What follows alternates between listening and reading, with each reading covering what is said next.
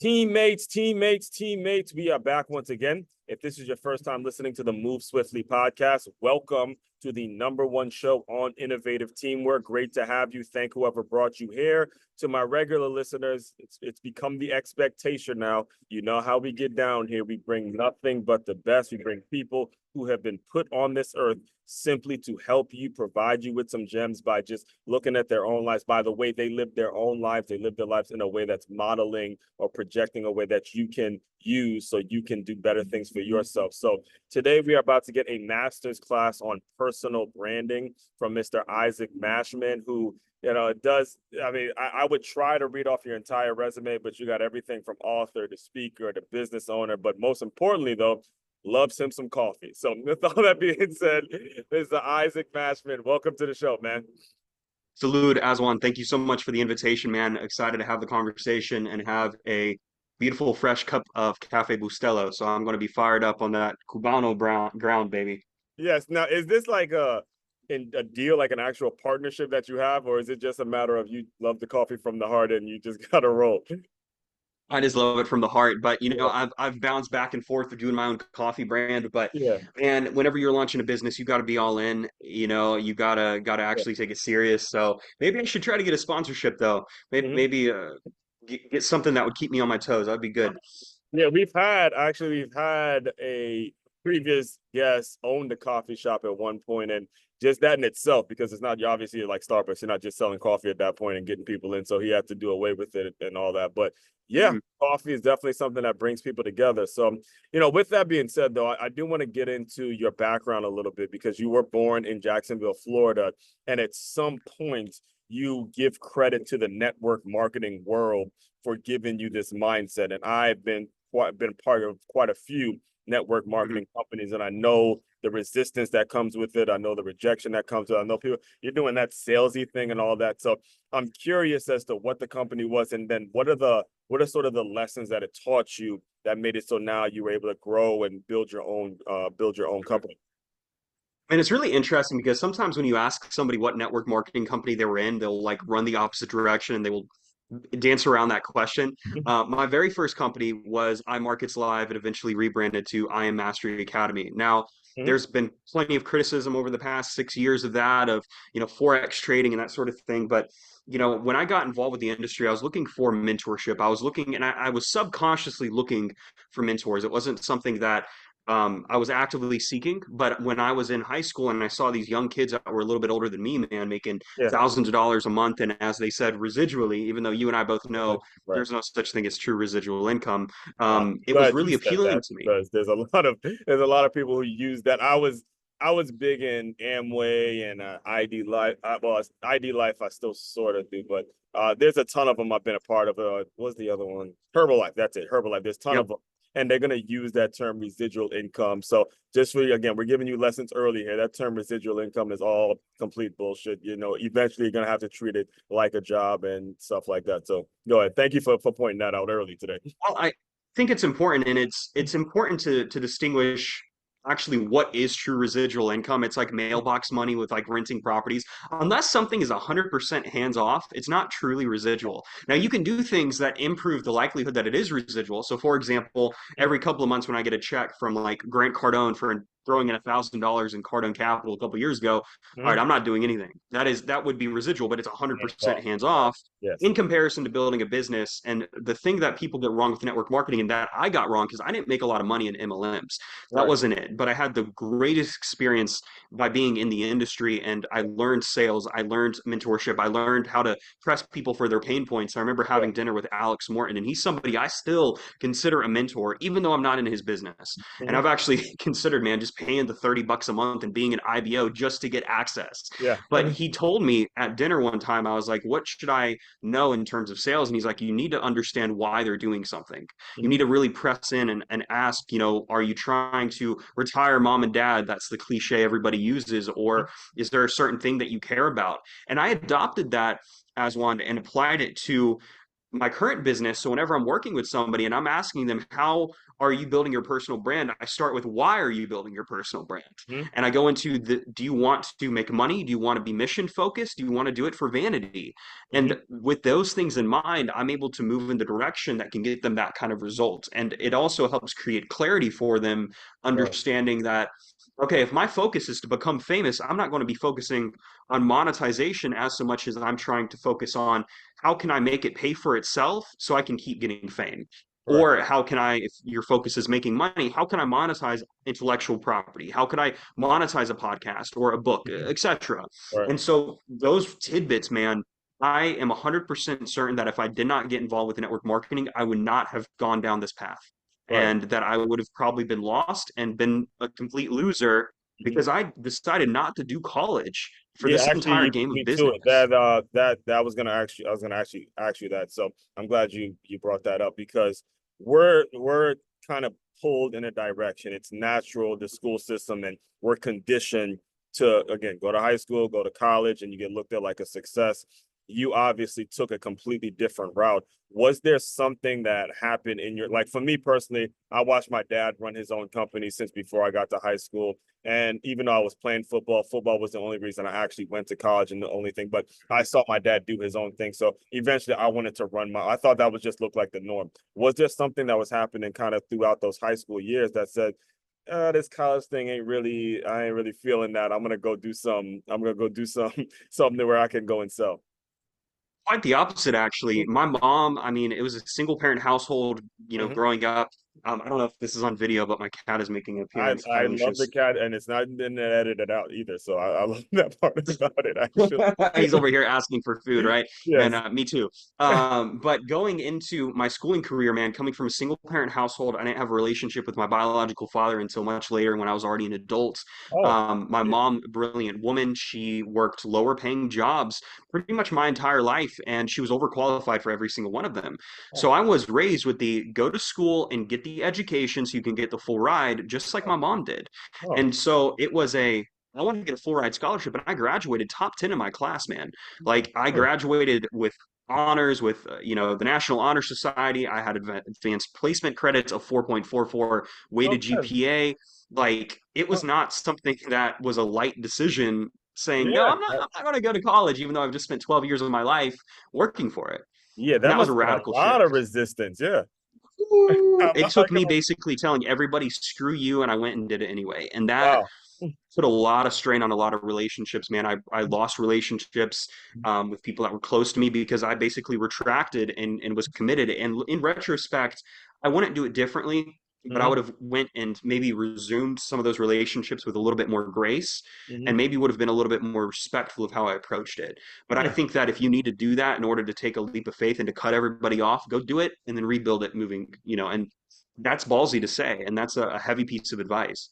What would you say was the pull though? Because it would seem that you again, you and I are completely I finished high school with a 2.2 grade point average and I Yeah. couldn't stand the school at all. Like I was like, if it wasn't football, I'm not looking at it, I'm not interested. But school must have been a place where you actually got acceptance because you were doing so well. And then boom, monkey wrench. Was there something you saw on TV? Was there this a way of maybe you wanted to help mom? So I'd love for you to kind of elaborate on that. Well, during that time, I was in a strained relationship with my mom and my stepdad.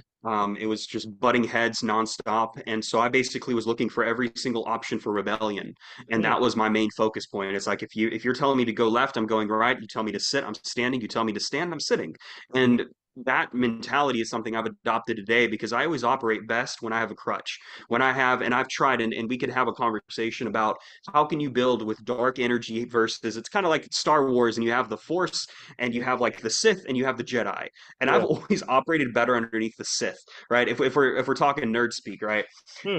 But I absolutely faced that resistance, and I saw my mom getting a master's degree, and she never applied it. And I say this out of respect for her, but she didn't get a higher paying job after she got her master's degree. So I'm Yeah. thinking, you want me to go to college? I'm going to spend 2 years of my life taking biology and taking chemistry and Yeah. taking all these dumb prereqs, Exactly. and then I can get into marketing 2 years later. And so it's like if you were to compare what I know today in public relations, for example, Yeah. with any public relations major, I will run circles and stomp on them because Right. I was able to get that real world experience and real world study. Yes. And Yes. yeah, man, it was definitely a risk, but I don't have any regret. But it does remind me that, hey, you lazy MF, you need to go do this, You're allowed to because curse on here you too, by the literally, way, if you you, want. what was that? I say you're allowed to curse on here if you want to, if you gotta get off. Go ahead. Yeah, yeah, yeah. Well, again, man, it's just one of those situations where you went all in, you kind of burnt the boats, burnt the ships. Yeah. Again, a network marketing, analogy there that a lot of people Yeah. use. So I might as well go and run with it. Yeah, so for the listeners, there's a lot you have got to extract from everything he said because I love the way Kanye put it. I believe I can't think of this. All Falls Down, College Dropout was his first album. He says the concept of school seems so secure. Sophomore, 3 years, ain't picked a career. She's like, fuck it, I'm gonna stay down here and do hair. All right, all of that shit is like wrapped up into that story to where, again, I'm not telling you not to go to college, and I'm telling you, you got to know exactly what it is you want to do if you are going to pay that tuition. Because I've been to every type of school you can possibly imagine. My first 3 years, I was on 3 different campuses, and it's the same story over and over. They give you a bunch of majors, they gaslight you, they'll nickel and dime you to death. And by the time you're done with it, you're so covered in student loans where you're so desperate looking for a job. Now, then maybe you'd be lucky to get those student loans paid off based on whatever job you're paying, whatever job you're looking at. And then there's the Isaacs of the world that spent those 4 years, maybe even, and you could even you could even have maybe went to school part-time, maybe did a class here and there that was related to business, but you were focused on actually getting real world experiences, people that were selling millions. I think you already mentioned Grant Cardone. These are people that's giving him gems and they're making money. They're looking at you on college campuses and they're like, I would run circles around here. It's like you would not even have an opportunity because I've spent my years actually getting that experience. Do not fall for that. I'm praying for. I was there because I was all up into the college football world, and I've seen it happen time and time again. And with the advent of social media and everything that's going on, I can only imagine it's getting worse and worse because we're shrinking. I'm in West Palm Beach, Florida. He's in Arkansas, and we're able to have a conversation. So imagine what is going on with social media. So with all that now, when you did you like kind of fizzle out from that network marketing company and then just kind of bounce? Like, how did you get to the point where you felt qualified enough to do personal branding for public figures and take on that type of a challenge? Because I'm sure they have things that they want to be doing that's very catered and tailored to them. And now you as Isaac got Yeah, to be the person to say, okay, are you happy? You're not happy? How'd you get into that man. world? That's an excellent question. If I could go back to the previous and really Yeah, quick go ahead. presidential debate style, when I was trying to, figure out my path and everything, I knew that by going to college, it would complicate my, expertise. And something that I suppose a better way of explaining this would be the issue with people today is we overthink everything. We complicate it. And when you were to compare like my practical knowledge compared to somebody else who is a college student, let's even just take how do you formulate a social media post for a company, right? They would be thinking about split testing, A B. They would be thinking about, okay, let's spend 2 hours studying and finding a good hashtag and finding all these different things, or having some super strategic approach to doing something to where it just takes so much more time versus the quick execution that is also strategic.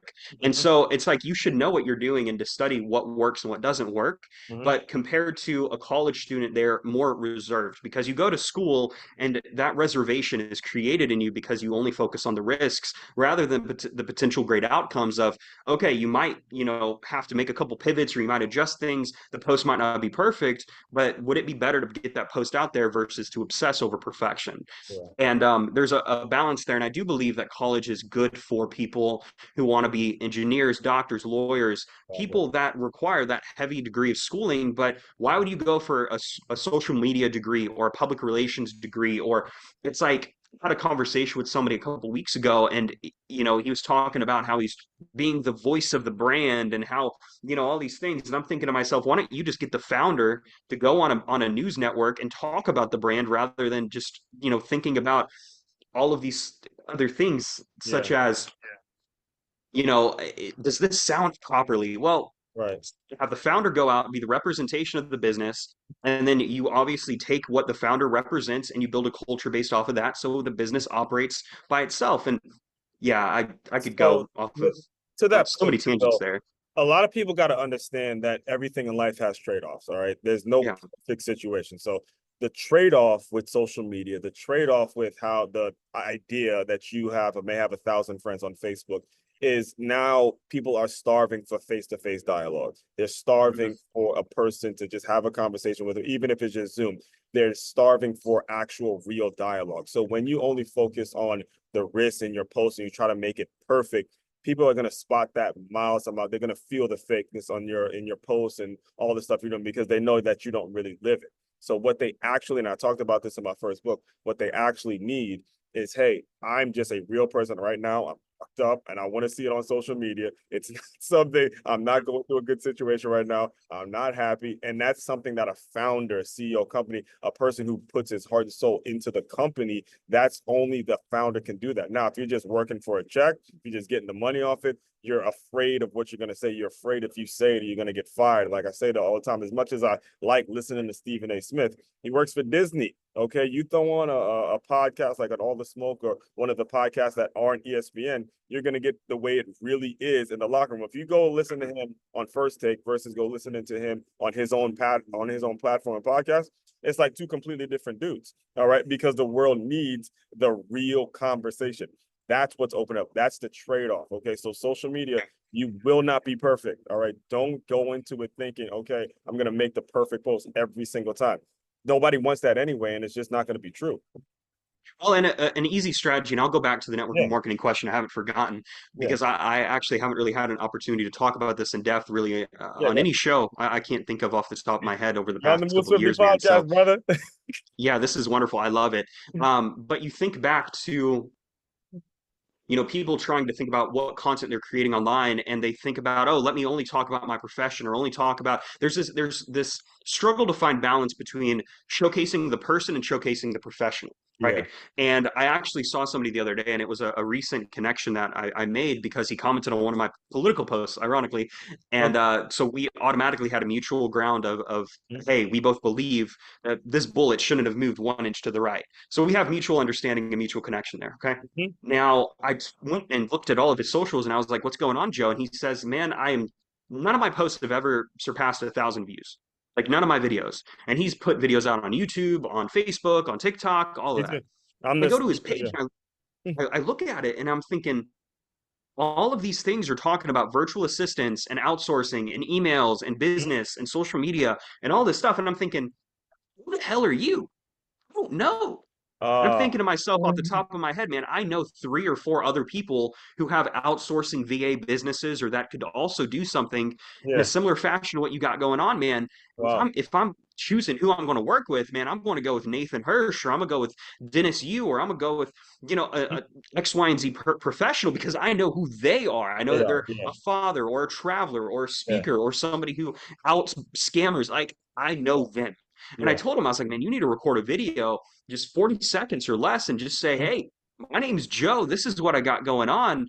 I'd Mhm. love to connect and start building that personal side. And I have developed a strategy called the skyline strategy, right? Yeah. Every big city has a skyline with skyscrapers. Mhm. So your content that you're producing online, you're effectively building out your skyline. So for Mhm. every 2 business posts you make that would move your business, your profession, your credibility, your authority forward or vertical, Right. you do one personal post that showcases, for example, Yes.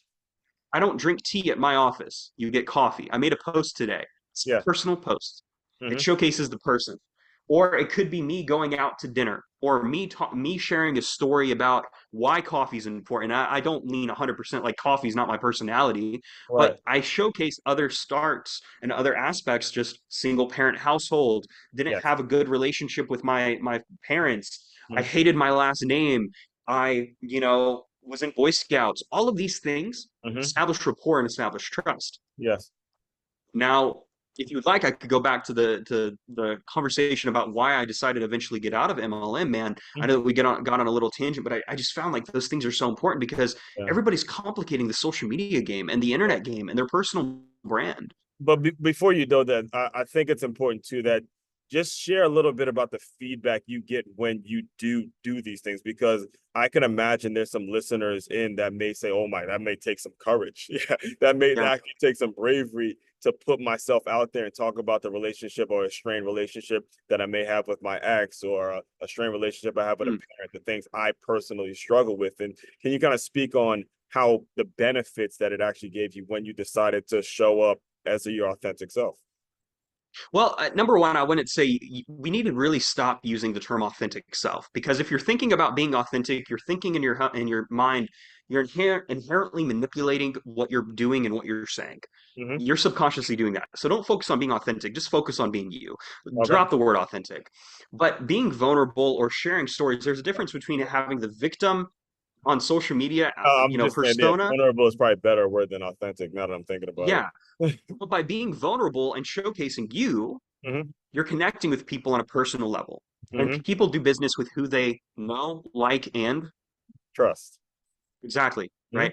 That's cliche. I've brought it up on every podcast interview I've been on in the past week Exactly. because it's so important to talk about. Because I would rather work with the person I consider a brother personally, or the person who I know I can rely on, that has good morals, that has good ethics, or might have a similar religious standing. I'd rather do business with somebody like that. And Mm-hmm. so, talking about whether it's a political belief, whether it's a struggle, whether it's something like, not knowing what I was doing, or how scary it was to pivot from business to business, or, even going and talking about getting into shape, these give openings for rapport. And what is rapport? Rapport is trust.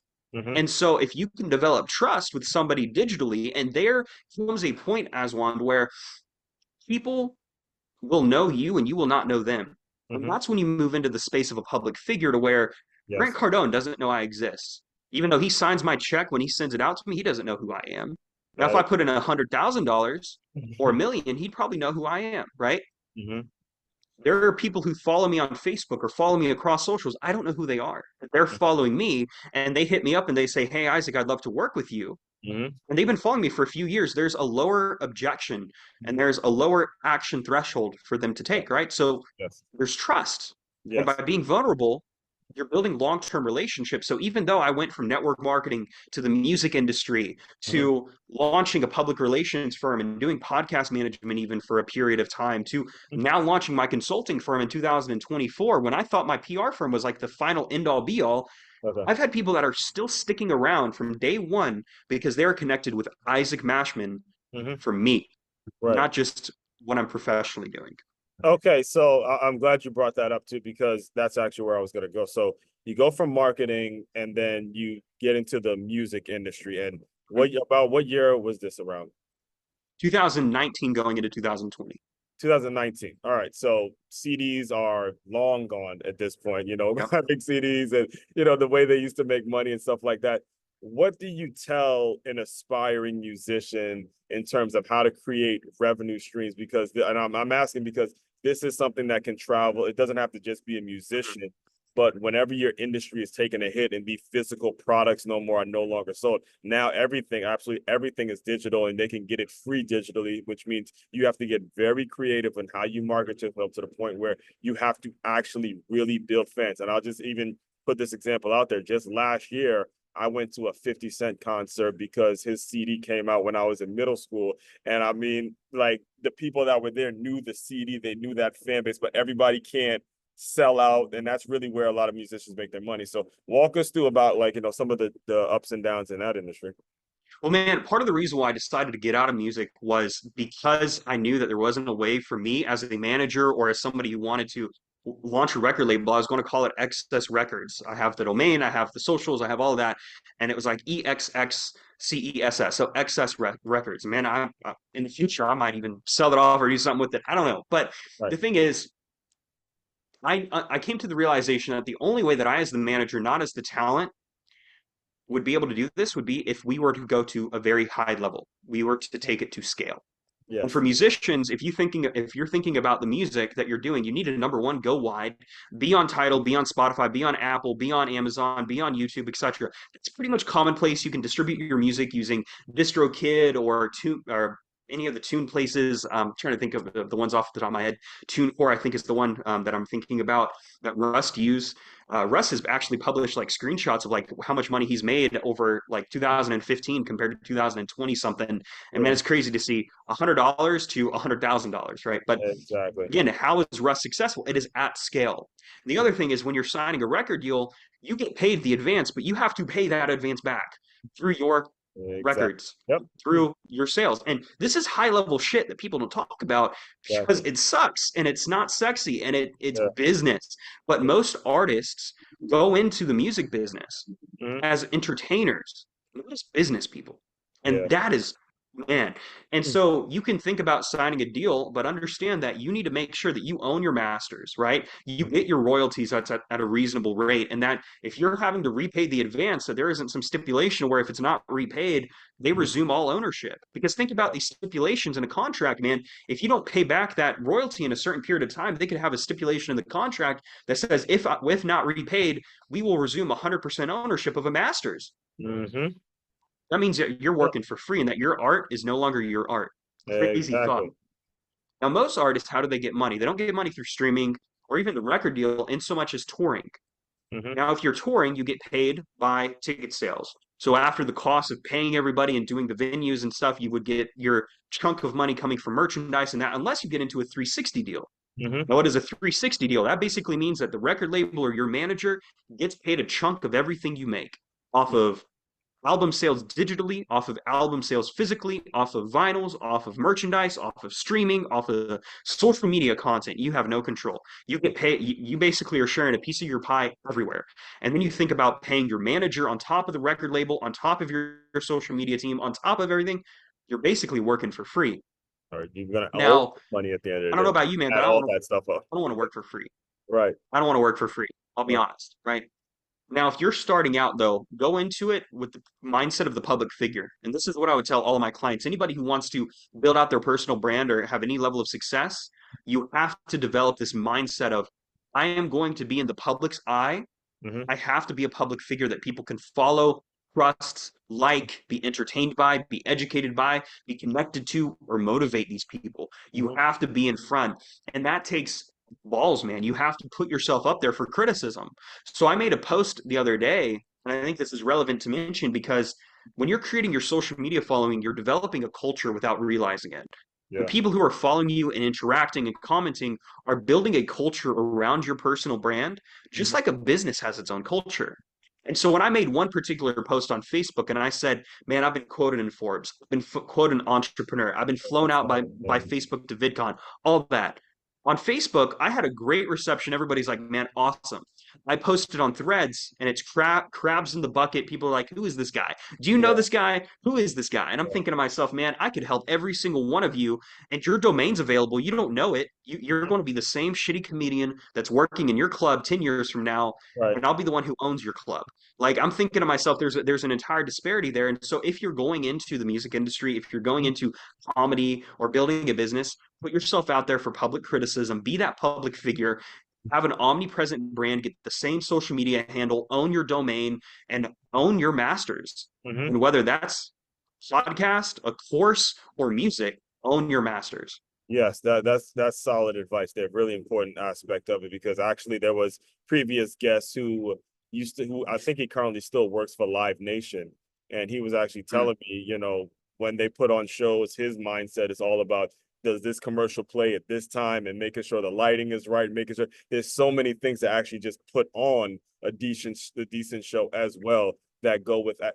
First of all, you got to get the audience and things like that. So you mentioned the public figure aspect to it, and I got to tell you, how real do you get with some people? Because there was a comedy show that I went to, and these dudes like they were absolutely terrible. Like they were wasting time. I as a fan and somebody that was there just eating wanted to tell them, please just don't give up your day job. This was absolutely pathetic.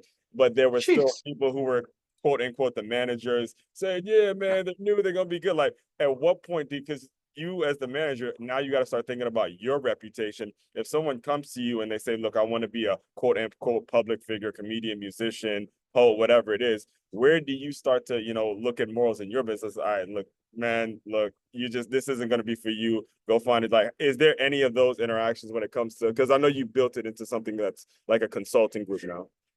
Yeah, well, there are levels to this, man, Yeah. and Yeah. I can guarantee that those people at that club, you don't remember their names. No, So even though I they couldn't think fucked of, up, yeah. even though they screwed up and you didn't really like what they had going on, Yeah. you don't remember them. So what was the risk? They could have been starting out and been the first. That might have been their first night, and you would have never known.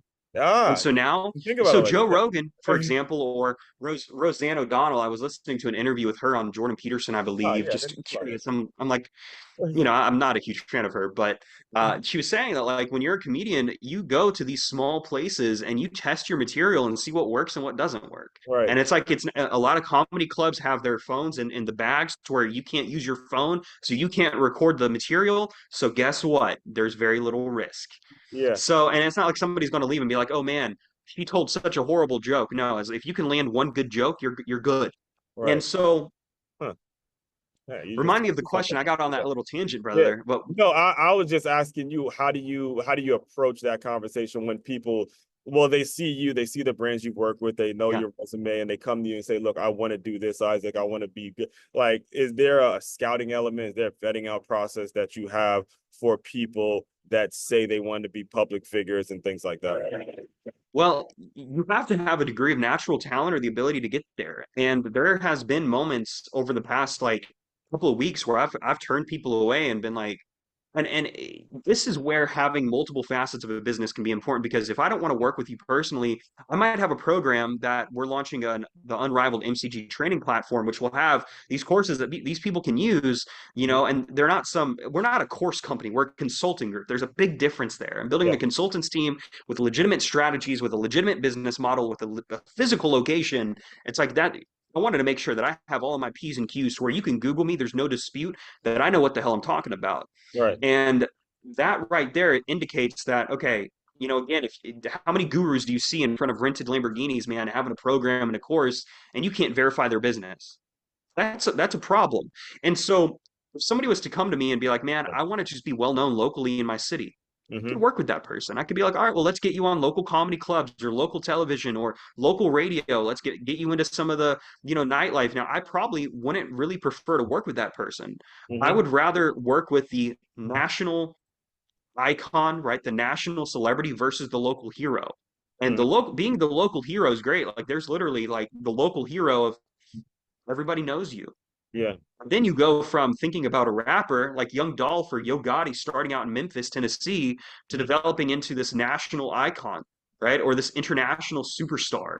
Right. And there are levels to understanding how big do you need to take it. So you might go on local podcasts if you want to be well known locally, Mm-hmm. but you would go on a podcast like, for example, I'm not living in Florida anymore, but I'm on your show Mm-hmm. because I'm working to be national and international.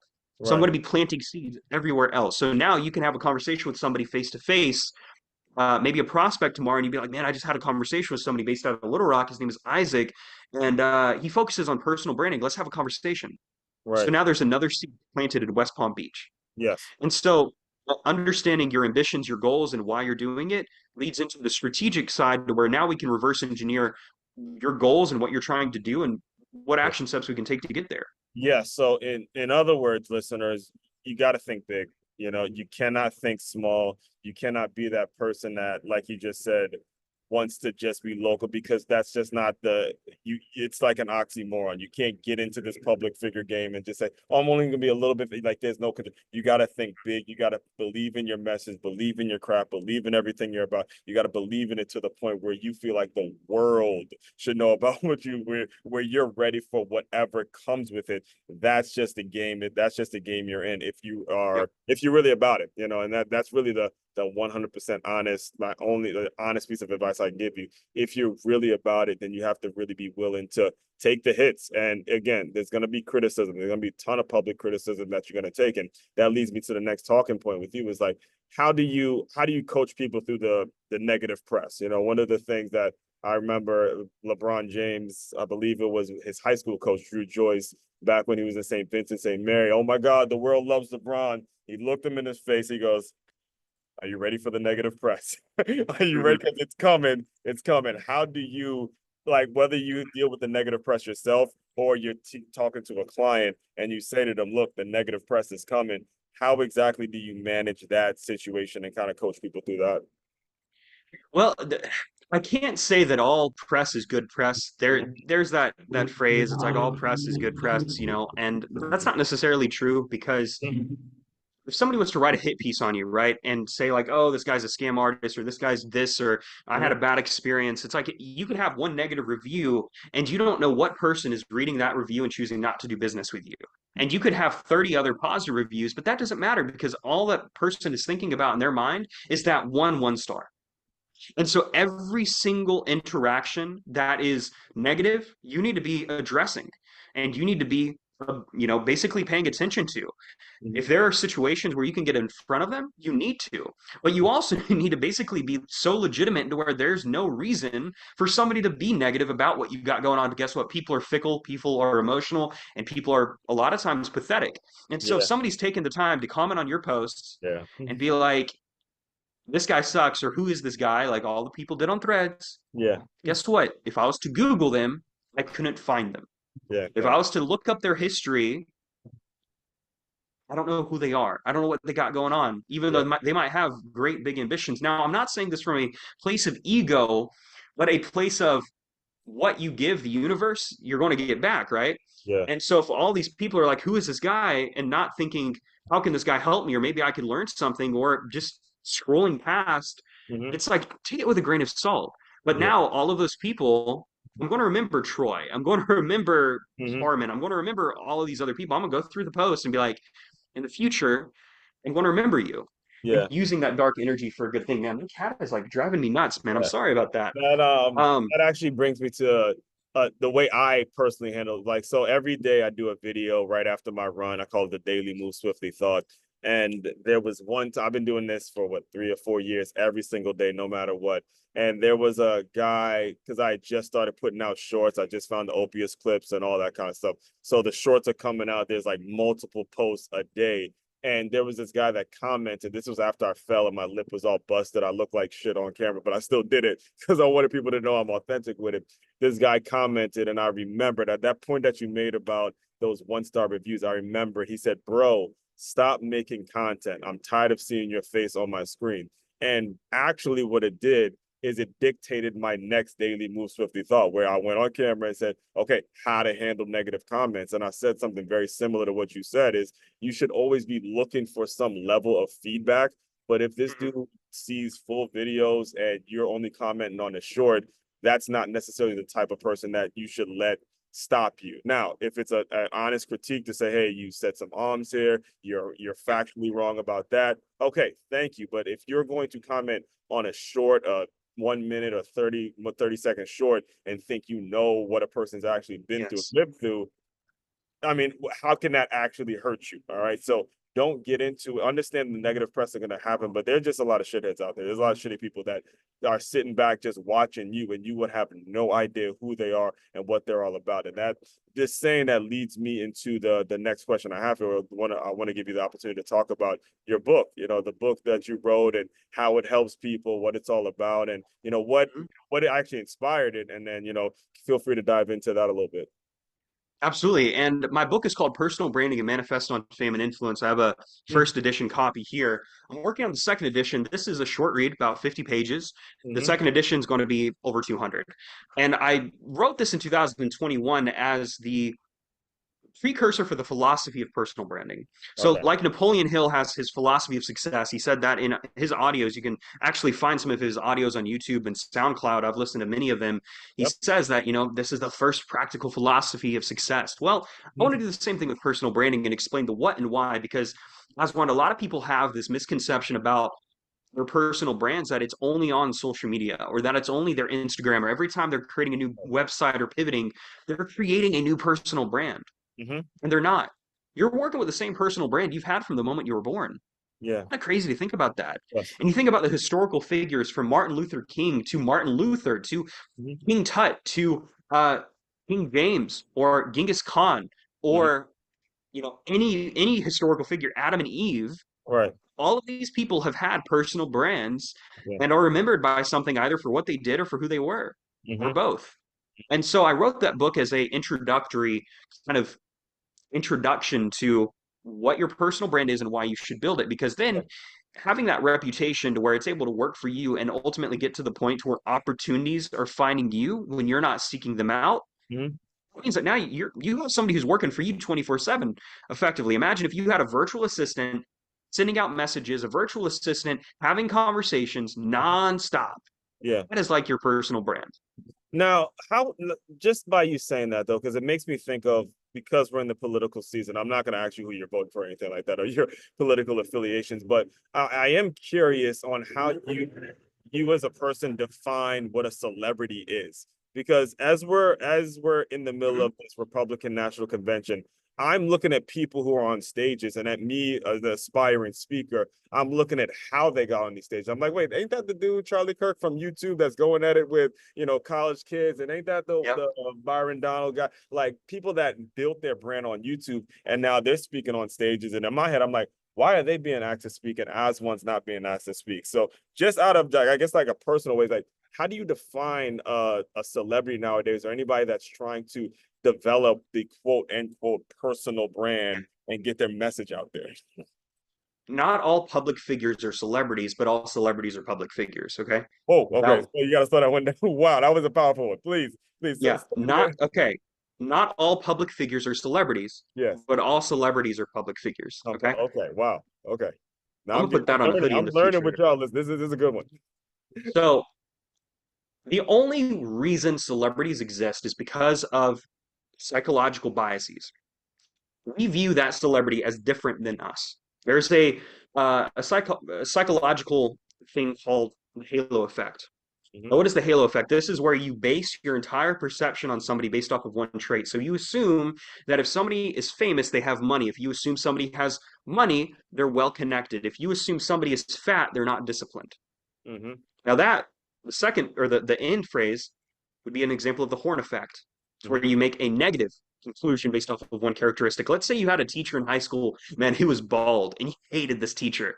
Hmm. Now, anybody that you see bald that looks like him, you're going to automatically think, man, oh, that guy's probably a jerk, Yeah. right? Now, it might Exactly. be a simple example, but that's Very the same true. thing about celebrities. They exist because there is a psychological bias between us and between them, right? And then there's distance. Hmm. So you do not feel like you could go up to one of these speakers at the RNC tomorrow and immediately get their phone number. Hmm. There's distance between them and you. And what did I talk about earlier? A good indicator of a successful personal brand is people know you, but you do not know them. Mm. Now, this comes as a privilege, Yeah. and this comes as a opportunity. This comes as a gift. Hmm. And so what all these people did is they worked their way up into, got connected, Hmm. they put themselves into the spotlight, local press, television, radio, proper conversations. They went to the right dinners, they went to the right luncheons. There is a recipe for success if you want to go.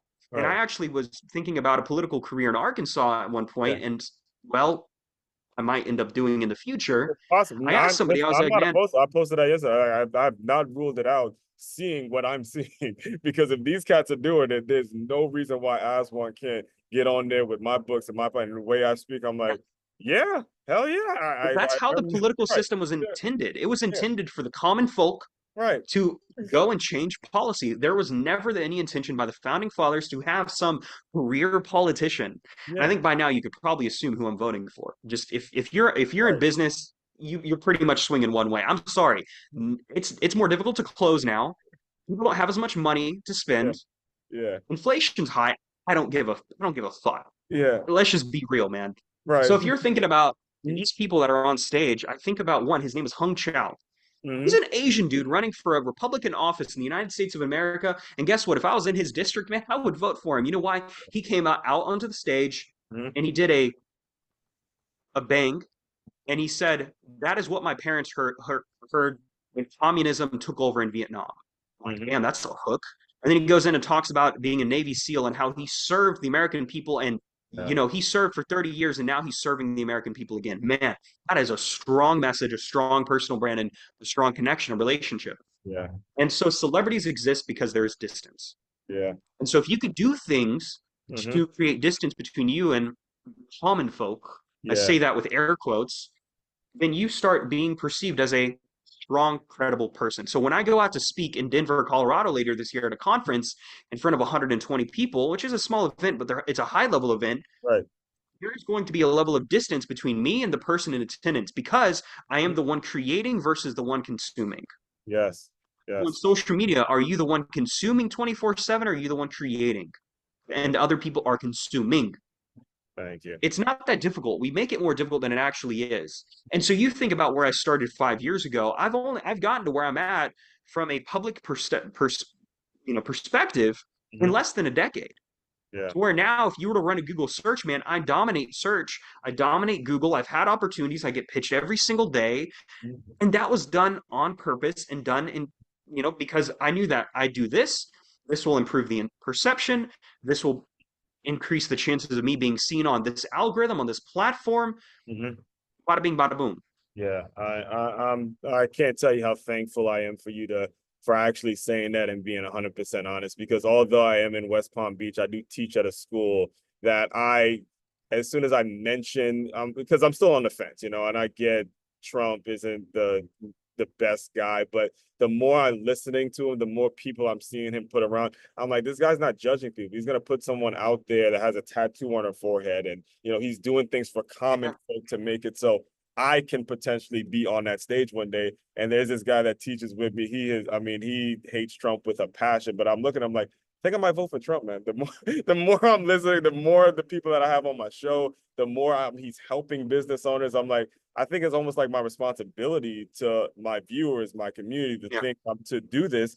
And he goes off, so I'm happy again. I can have a conversation without it being so goddamn like fucking ridiculous and getting so heated to the point where yes, I have my Well own said. opinion. You know what I'm saying? Like I have my own opinion and I want to do what's best for my community, which is again, I'm not that's why I didn't ask you who you were voting for. And I'm not telling anyone that's listening to vote for a certain person. I'm telling you to really look at your community, look at your goals, look at exactly what you want to do and make your decision, not the decision that somebody's making for you, because that's the game that gets played every single day. And if you want to be your own person, if you are a regular consumer of this show, then you do want to be your own person. Make your decision for your morals and your principles and your reasoning, because like you just said, it's about the guy that is at Vietnam and not like look at what hooked you. It had nothing to do with the guy that they're talking shit about. It's the guy that actually went through something and Mhm. he's on stage and that touched your heart because some of the things that he went through. And the more I'm getting to know you, I'm realizing, man,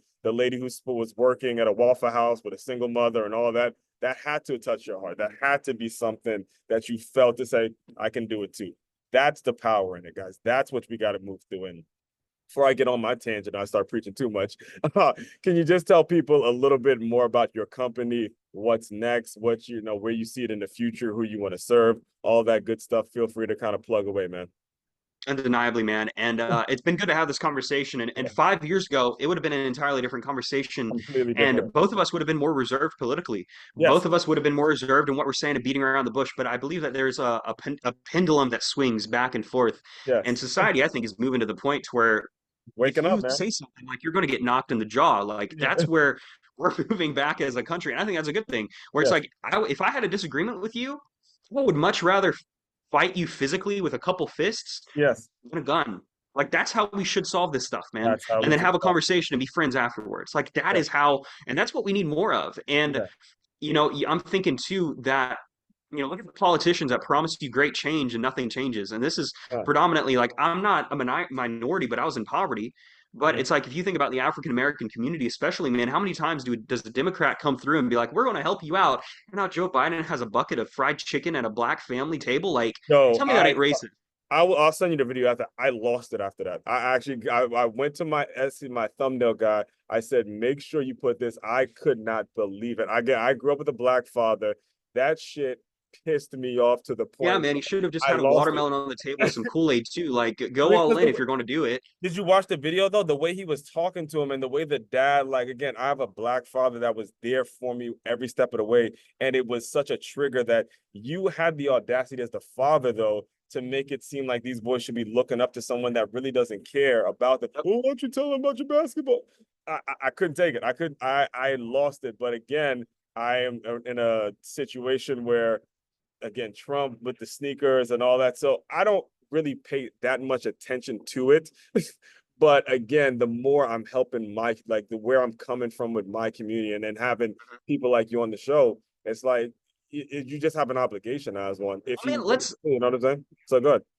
let's think about Donald Trump's personal brand, right? One of the arguably the most successful people of her lifetime, and he was not even close to the richest on the Forbes list. At Mhm. his height, he was worth $7-8 billion. He was like bottom 20 on the Forbes, top 100. Like Mhm. it's not like he was worth $100 billion or some Elon Musk figure, but he was the most known. Everybody knew who he Everyone was. And was. in the rap community specifically, he was a god, man. Like he was somebody that was idolized. Like Donald Trump Yeah, Gold, like, let's mention him in rap songs, Jay-Z, all of this stuff, yeah, man, yeah, I remember. was association. And then he gets involved with politics, and just because he's Republican or he's running on that ticket, all of a Yeah. sudden he's the Antichrist. And it's Exactly. kind of crazy to think, man, and you have to go for it. And it's the same person leaving a negative comment. Are you just going off of face value? You're digging a little bit deeper. That And is. I'm really, it makes me feel good to know that, like, man, if we were to go up on the street, man, and have a conversation, there's no animosity. I think that America is a lot more unified than we have been in quite a long time. And I think that's kind of a crazy thing to think. And it Yeah. might take somebody so divisive Hmm. in order to unite. And Yeah. that's cool. Man, Yeah. but anyways, The so a book that gets mentioned quite a bit on this show is Rich Dad Poor Dad, because I'm a huge yeah. Robert Kiyosaki fan, and he did a book with Donald Trump, the Midas Mhm. Touch. And that was another thing that's kind of making me sway, because I love me some Robert Kiyosaki. I love the element of just, hey, going out and make. I hate the excuses. He has it. There you go. Yeah, it's officially shown Uh, on the show now. There you go. My I guy. have a few of his books, Yeah, so I yeah. love that guy. So anyway, you're talking about your company though. Yeah, I feel like this has been such a Mhm. casual conversation. I mean, my cat's been jumping up and Yeah. crawling on my lap and everything. But I feel like it's been a really great conversation, man. Yes. So I'm running I was about to say public relations firm, and again, repetition. If I could talk about one thing really quick, and then I'll go into the shameless Right. plug and talk about Mashman Consulting Group. But a lot of times people think that they need to have fresh information every single time they're talking. Mm-hmm. Like if you're going on a podcast, like talk about something new every single time. And I realized that there's this guy. He's not a biohacker per se, but his name is Brian Johnson, and he has a company called The Blueprint. And his main focus is don't die. And so effectively, yeah, it's biohacking. But I've listened to like a dozen of his podcast interviews that he's done in the past 2 years, and he says the same exact thing on every single podcast. It's kind of ridiculous. It's Mm-hmm. crazy. And I was thinking about my own business and my own life and my own personal brand and what I'm talking about. And I realized that that repetition is a good thing because not everybody who listens to this show with you is going to listen to another podcast that I'm on or Yep. another show, or the people who are following me on social media. They might not catch my reel I did 2 months ago talking about the subject, but now I say it in a different way. It reaches somebody new. And so repetition creates that subconscious programming to where now you're able to do something in second nature. It's taken me some time because I'm like, oh, I'm the founder of Mashman Ventures, a public relations firm. No, I'm the founder of Mashman Consulting Group. Mm-hmm. We are a consulting firm out of Little Rock, Arkansas, serving clients internationally, and we work with public figures to optimize and scale their personal brand. Now, what does that look like? That looks like expanding the intellectual property distribution. So, whether that be getting on more platforms, improving the distribution, launching a podcast or improving a podcast, Mm-hmm. optimizing their social media, publishing a book, improving the distribution of a book, whatever a public figure who is emerging or established might need help with, we're able to help with. Mm-hmm. So that's where we come in. And so over the next decade, we'll be expanding the team. I literally just launched MCG in May, Okay. and I'm super excited, man. I dissolved my public relations firm because I realized that, again, talking about labels, there was a Mm-hmm. little bit of a negative connotation with the public relations industry, and we weren't even doing traditional PR services. It's not like I was pitching for you, it was consulting. And Right. so this entire journey that I've been on has been this search for clarity and the search for creating more answers than I am creating questions. And so I Got wanted to make sure that people are able to get the answers to any of their potential questions with as much ease as possible. And so we're going to be working with more, people over the next decade, it. Mm-hmm. eventually becoming, the number one consulting firm in the world for personal branding, whether that's working with a Fortune 500 executive, the next person who wants to be Alex Hormozy, or Mm-hmm. the celebrity basketballer, like whatever it might be. And this is why I take the philosophical approach, because once you realize that your personal brand is you, Mm-hmm. you can come to the conclusion and the understanding that the sky's the limit, and you can build something to where you can really be known. And as a friend of mine, Joseph Finity, he's done quite a few things. He's been a television anchor, a few other things. I was talking to him the other day, and he said that Isaac, eventually you got recognized by somebody walking out of Target the other day, and eventually you're going to go into Target and wish you weren't recognized at all. I think to Mhm. myself, Hmm. it's crazy because that's ultimately where I believe most people might not want to be, but need to be in order to achieve the most success with their life. And that's a heavy burden, It is. but I believe it is essential, and we need more leaders who are strong public figures Right. talking about the hard issues like you and I are today. Right. So, given that you said that, what would you say is the best way for someone to get in touch with you? Because you have all these platforms, you're all over. Is it Google? Like, where do you send people in regards to getting in touch with you? You could go to my website, isaacmashman.com, for my Right. company's mashman.org, or you could just go and follow me on any social media platform at Isaac Mashman. Super easy. You could run a Google search on me and be able Mhm. to find something that's most convenient for you.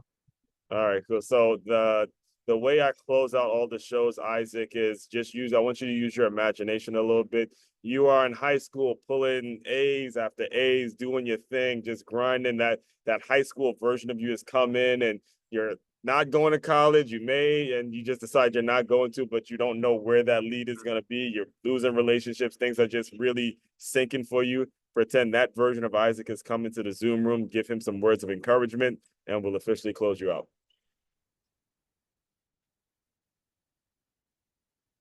I would tell him to get in front of as many people as possible in a public setting. So, speaking from stage effectively, Mhm. get in front of more people, get on other people's podcasts, do public speaking earlier, go to events to where there are multiple people in that room with you. That's what I would tell him because I believe that you could talk and have a bunch of one-on-one interactions, or you could be the person in front of the room having one too many. Mhm. Um, I believe that that is a very strategic approach, and Yeah. I would tell him to do that a little bit earlier. Yes.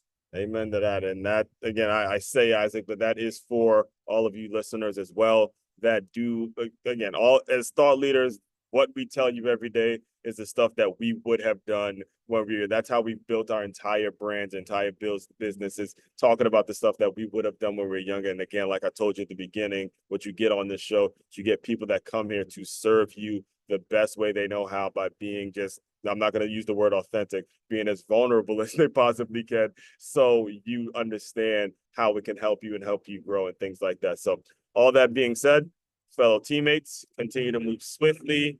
We will talk more soon.